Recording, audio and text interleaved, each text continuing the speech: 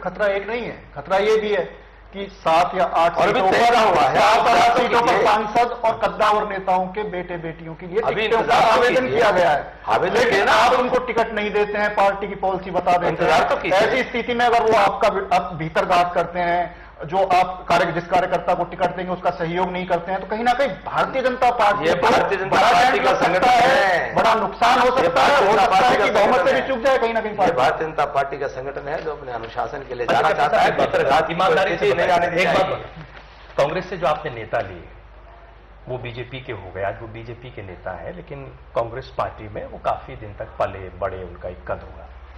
अब वो बीजेपी के नेता हैं, सांसद हैं, थोड़ी सी क्या कुछ दिक्कत आ रही है उनके उस व्यवहार से, उनकी पुरानी जड़ों से, कुछ अफसोस भीतर, कुछ परेशानी? कई बार हम बयान देख लेते हैं ऐसे ऐसे जो पार्टी को ही कटघरे में खड़ा कर। भी जोड़ना चाहूंगा मैं राजीव जी, जैसा आपने कहा व्यवहार की बात, व्यवहारिक तौर पर देखा जाए तो राविंदर जी कद्दावर नेता है, गुड़गांव से आते हैं, हरिद्वार में उनकी अच्छी पैठ है, आपने उनके एक भी कार्यकर्ता को टिकट नहीं दिया। वो आरती राव रेवाड़ी से लड़ना चाहती हैं तो आप वहां से भी ये कह रहे हैं कि नहीं वंशवाद नहीं चलेगा, परिवारवाद नहीं चलेगा। तो ऐसे में व्यवहारिक तौर पर अगर सोचें तो वो क्यों सहयोग करेंगे अहिरवाल में और गुड़गांव क्षेत्र में आपकी पार्टी? उदाहरण के तौर पे कि कहीं ये चीज आपका ये सिद्धांत हर सीट पर हड्डी ना बन जाए, हर सीट पर हंसी बता रही कि ठीक बात है, ये जो कहा जा रहा है वो ठीक आपको अमित जी, राव इंद्रजीत जी हो, चौधरी बीरेंद्र सिंह जी हो और वरिष्ठ नेता, वो तो बड़े लोग, चौधरी वीरेंद्र सिंह का नाम आया, वो 30 लोगों की सूची में आपने एक को टिकट दिया।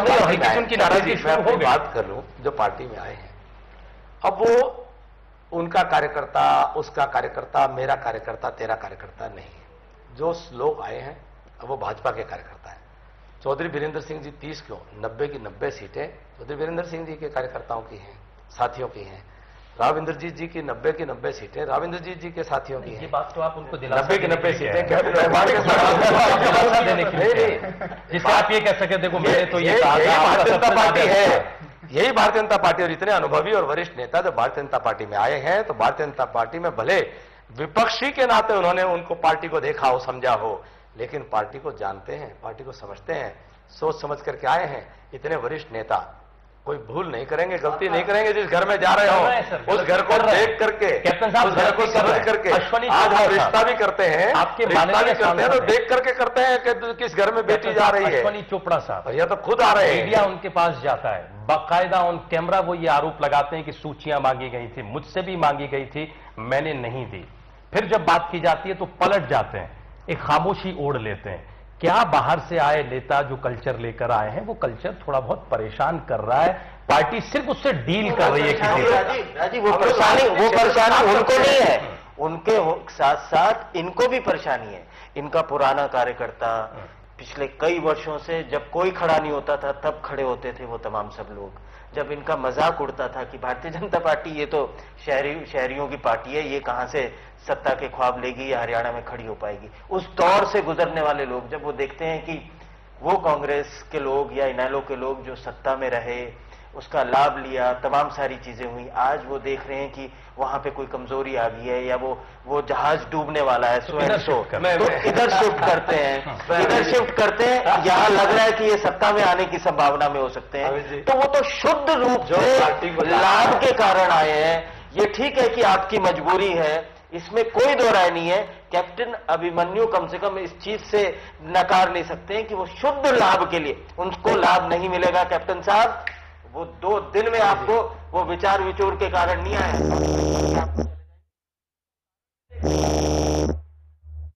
2 बातें हैं कि भारतीय जनता पार्टी के अंदर जितने सब लोग आए, साथी आए, हम लोग एक दूसरे को जानते हैं, समझते हैं। चले विपक्षी के नेता के नाते थे, जिस परिवेश में वो काम करते रहे तो उनके अनुभव, उनके व्यवहारों को भी जानते हैं। राजनीति में अंततोगत्वा समन्वय और संयोजन और मैनेजमेंट, यही सब तो है। ये हमारे लिए कोई तकलीफ के कारण नहीं है, ये तो एक सामान्य प्रबंधन के विषय है। तभी शायद हमारे कार्यकर्ता, कल आपका रोहतक में वो था, हमारे कार्यकर्ता रामलाल जी जहां पहुंचे, हमारा जो कार्यकर्ता है बीजेपी जी, पुराना कार्यकर्ता है, वो जिस संस्कार में पला बढ़ा है, वो अपने आप को आहूत करके और बलिदान की भावना के साथ में, त्याग की भावना के साथ में समाज और राष्ट्र के लिए काम करता है। वो कोई एमपी एमएलए बनने के लिए काम नहीं किया उसने। कैप्टन साहब वो बेचारा त्याग करता रहे, बेचारा इसलिए काम नहीं किया, तो ये पता है कि हम बन नहीं पाएंगे। जब बनने का मौका है तो कांग्रेस से लोग एक्सपोर्ट कर लिए जाए। दृष्टि को बदलना पड़ेगा। भाजपा का कार्यकर्ता कोई एमएलए एमपी बनने के लिए काम नहीं करता है। भाजपा का कार्यकर्ता समाज और राष्ट्र की सेवा अपने विचार के माध्यम से करे, इसके लिए काम करता है। हमारी सरकार बनेगी, हमारी सरकार में हमारे संगठन का अपना एक महत्व है, हमारे कार्यकर्ता को प्राथमिकता है। सरकार में अनेक ऐसे स्थान हैं जहां कार्यकर्ता हमारा सहयोग करेगा, सरकार में वो खड़ा होगा, सरकार में साथ होगा। और जितने बाकी साथी आए हैं उस सरकार बनाने में हमारा सहयोग हम देने वाले हैं। ठीक है सर, तो इसलिए उनके स्वार्थ के विषय नहीं है, कैप्टन साहब, ये बहुत सारी भाजपा के खुशियां हमने संगठन का भी देखी। स्वार्थ का विषय है। परस्पर ये हमारा दोनों का हित, हरियाणा की जनता के हित के प्रति हमारा ध्येय समर्पित और लक्ष्य के प्रति समर्पित, ये कैप्टन साहब, बहुत समन्वय सारी की बात सूचियां। है, कैप्टन साहब, इसमें कोई विरोधाभास नहीं है। बहुत सारी सूचियां हमने देखी। कैप्टन अभिमन्यु ने अपने कितने लोगों को एडजस्ट करवाया 43 लोगों की सूची में? 43 के 43 लोग सारे आपके हैं निश्चित तौर पर। और बाकी ये भी 47 खबरें आ आने रही वाले थी हैं, कि 3-4 जो वो आपके भी मेरे साथ चहेते हैं। थे जिन्हें टिकट नहीं मिली, उससे थोड़ी सी आपको कुछ दिक्कत, कुछ परेशानी, थोड़ी कोफ्त हुई, लेकिन आप अपने चक्रव्यूह में इतने उलझे हुए हैं कि आपने उन सारी चीजों की परवाह नहीं की। नहीं राजीव जी, ऐसा नहीं है। जिन साथियों को टिकट मिली है, चुनाव लड़ रहे हैं, वो सब साथी मेरे हैं। किसी को चुनाव में टिकट नहीं मिली और उसको उस बात को लेकर के पीड़ा होती है, तो हमारे साथी हैं, हमारे कार्यकर्ता हैं। हमको भी थोड़ी सी उसकी पीड़ा को समझना है, उसकी वेदना को हम भी साझा करते हैं। परंतु इसका मतलब यह नहीं है जिस कार्यकर्ता को मिली वो कार्यकर्ता ठीक नहीं है। जिस कार्यकर्ता को नहीं मिली वो भी बराबर में लड़ सकता था, जीत सकता था। नहीं मिली, उसकी अलग भूमिका सरकार में तय होगी। तो उसकी अगर पीड़ा और वेदना है, एक भाई और एक कार्यकर्ता साथी के नाते हम नहीं समझेंगे तो इनेलो की तरफ से भी एक बड़ा बयान आया सर। इनेलो वाले कह रहे हैं कि हमें उम्मीद थी अगर बीजेपी की सरकार केंद्र में बनती है तो कहीं ना कहीं ओम प्रकाश चौटाला और अजय सिंह चौटाला तिहाड़ जेल से बाहर आ जाएंगे, लेकिन जैसे ही केंद्र में बीजेपी की सरकार बनी, नरेंद्र मोदी मुख्यमंत्री बने, तो प्रधानमंत्री बने नरेंद्र मोदी, तो कैप्टन अभिमन्यु ने वहां पर साजिश रची और उनके नेताओं को तिहाड़ जेल से बाहर नहीं आने दिया।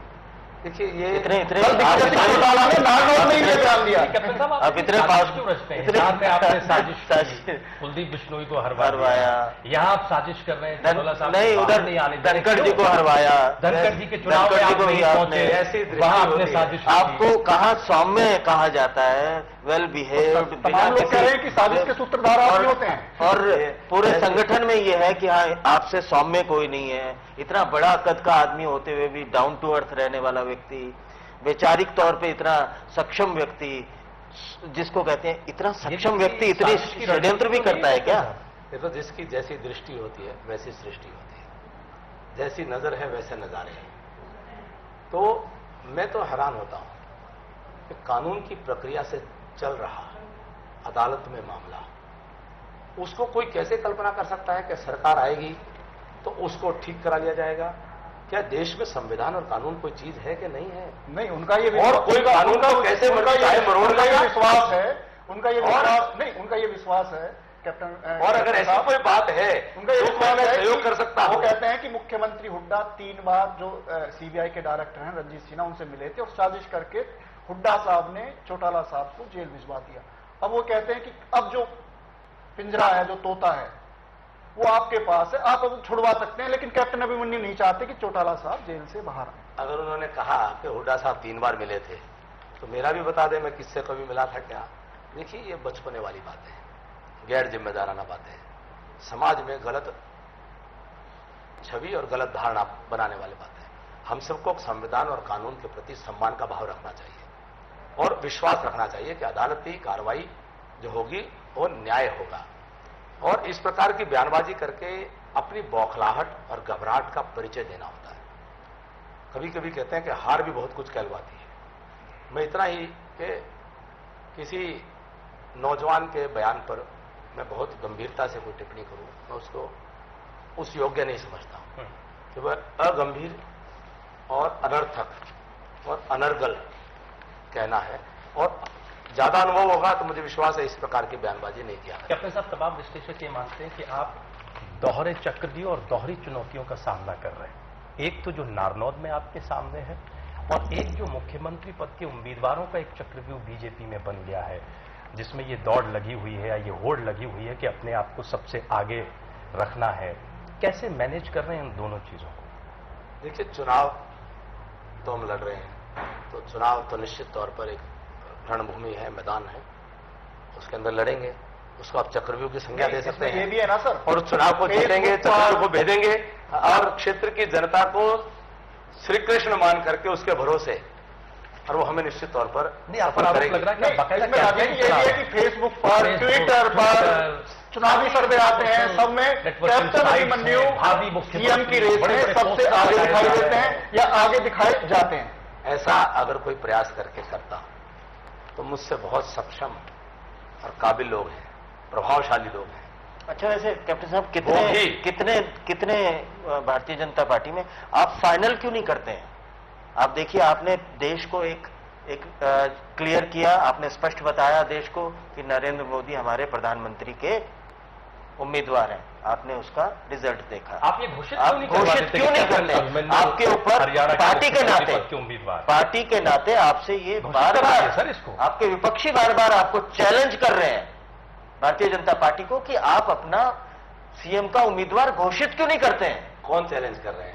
एक तो हुड्डा साहब चैलेंज कर रहे हैं, हुड्डा साहब चैलेंज, खुद की 10 सीटें नहीं आने वाली हैं मुख्यमंत्री के उम्मीदवार बन करके, और तीसरी बार हुड्डा सरकार जिन सर्वों की आप बात कर रहे हैं, जिन सर्वों में भारतीय जनता पार्टी को आगे दिखाया जा रहा है, उन्हीं सर्वे में ये भी पूछा गया कि कौन सबसे ज्यादा पॉपुलर सीएम हो सकता है, जिसमें भूपेंद्र हुड्डा का नाम है। लेकिन सरकार तो नहीं बन रही है। सरकार उनकी, हम सर विपक्ष के नेता के कुर्सी के लायक दावा, उनकी सरकार नहीं बन रही, और जो सरकार बनाने का दावा कर रहे हैं अपने उनका मुख्यमंत्री सामने नहीं आ रही। चिंता ये है सर। राजीव जी, नहीं, अब जैसे माना आपका ही उदाहरण लेते हैं, पूरे प्रदेश के अंदर या तमाम सारे अपने राष्ट्रीय प्रवक्ता रहे आपने, नेशनल लेवल पे जिम्मेवारियों को निभाया है आपने, आप क्यों नहीं हो सकते? क्यों नहीं आपको घोषित किया जा रहा? अमित जी, इसमें एक और पीछे या तो रणनीति है कि जी सब अपने अपने इलाकों में अपने आप को सीएम प्रोजेक्ट, जनता कहेगी, स्वाभाविक है, कैप्टन अभिमन्यु को क्यों ना कहा जाए? इलाके की बात की आपने, इलाके में इतना और जोड़ूंगा कि हुड्डा साहब कहते हैं कि रोहतक और झज्जर की चौधर का सवाल है, वहां से भी आप चुनाव लड़ चुके हैं, वहां भी अपना घर मानते हैं। जींद में नौदाता, तो वहां भी आप कह सकते हैं कि जींद की चौधर का सवाल है, और उधर हिसार में भी आपका, हिसार में भी नाम हल्के में आता है, तो हिसार की चौधर, जो जितनी भी चौधर हैं वहां पर आपका नाम, और आप कहीं भी कह सकते हैं कि हिसार की भी चौधर आ जाएगी, जींद की भी चौधर आ जाएगी, रोहतक की चौधर आ जाएगी, झज्जर की भी चौधर आ जाएगी। सारी चौधर की चेहरा है कैप्टन अभिमन्यु, सारी चौधर एक चेहरे में हो सकती है, एक चेहरे में हो सकती है, फिर कैप्टन अभिमन्यु क्यों नहीं? शक्ति जी, हम कभी हरियाणा प्रदेश की चौधर की बात करेंगे? क्या हम कभी हरियाणा प्रदेश के 3.25 करोड़ लोगों के बात करेंगे? क्या मुख्यमंत्री 10-10 साल रहने के बाद भी एक जिला की चौधर की बात करना यह शोभा देता है? अपने आप में स्वीकारोक्ति है कि 10 वर्ष तक मैंने ईमानदारी से हरियाणा प्रदेश के लिए काम नहीं किया, और मैं एक कार्यकर्ता होने के नाते भारतीय जनता पार्टी की तरफ से विश्वास के साथ कह सकता हूं कि भाजपा की सरकार बनेगी। भाजपा की सरकार के अंदर हमारी जो भी भूमिका होगी, उस भूमिका में हम पंचकुला कालका से लेकर के होडल तक के हरियाणा प्रदेश के सभी क्षेत्र, सभी वर्गों के लिए समान रूप से विकास के अवसर की और संभावनाओं की सरकार हम चलाने वाले हैं, बनाने वाले हैं। किसी एक क्षेत्र की चौधर का ये क्या मतलब है? यही क्षेत्रवाद, यही जातिपात ने तो हरियाणा का अहित किया है, और उसमें से ये परिवार पनपे हैं। इन परिवारवादी राजनीति करने वाले लोगों ने हरियाणा को छोटे छोटे टुकड़ों में बांट करके अपने परिवार का पोषण किया है, और हरियाणा की 36 बिरादरी की जनता का शोषण किया है। और इसीलिए भारतीय जनता पार्टी, आज हम एक रणनीति के तहत हमने तय किया, राष्ट्रीय नेतृत्व ने तय किया कि हम सामूहिक नेतृत्व के आधार पर चुनाव लड़ेंगे। विषय को फिर बदल गए। हम पूछना चाह रहे हैं मुख्यमंत्री होगा, भारतीय जनता पार्टी बहुत लीडर है, क्यों नहीं उनको? इसमें क्या दिक्कत है? कोई दिक्कत नहीं है जी। आपकी सरकार आने वाली है, सरकार आएगी। ऐसा दावा करते हैं। कार्यकर्ता सरकार का प्रमुख सेवक की भूमिका में होगा। सामूहिक नेतृत्व के आधार पर सरकार चलेगी। जो भारत के संविधान में कैबिनेट फॉर्म ऑफ गवर्नमेंट का सिद्धांत है, primus inter pares, first among the equals, तो जो मुख्यमंत्री होंगे वो सब बराबर के साथियों के बीच में केवल प्रथम होंगे, इसके अतिरिक्त उसकी भूमिका नहीं होगी। हम सब मिलकर के सरकार हरियाणा की जनता के हित में चलाने वाले हैं। तो एक प्रमुख सेवक मुख्यमंत्री के नाते कोई हो, कोई दूसरा हो, इससे कोई अंतर नहीं होने वाला है। ये जो बाहर से आए हैं, वीरेंद्र सिंह, छत्रपाल, राव इंद्रजीत सिंह, ये भी दावेदार हो सकते हैं? देखिए, अब अंदर और बाहर के इस अंतर्भेद को समाप्त करिए। भारतीय जनता पार्टी की सदस्यता लेने के बाद भारतीय जनता पार्टी के कार्यकर्ता के नाते उनको वो सब समान रूप से वो संभावनाएं और अवसरों का अधिकार है जो एक कार्यकर्ता को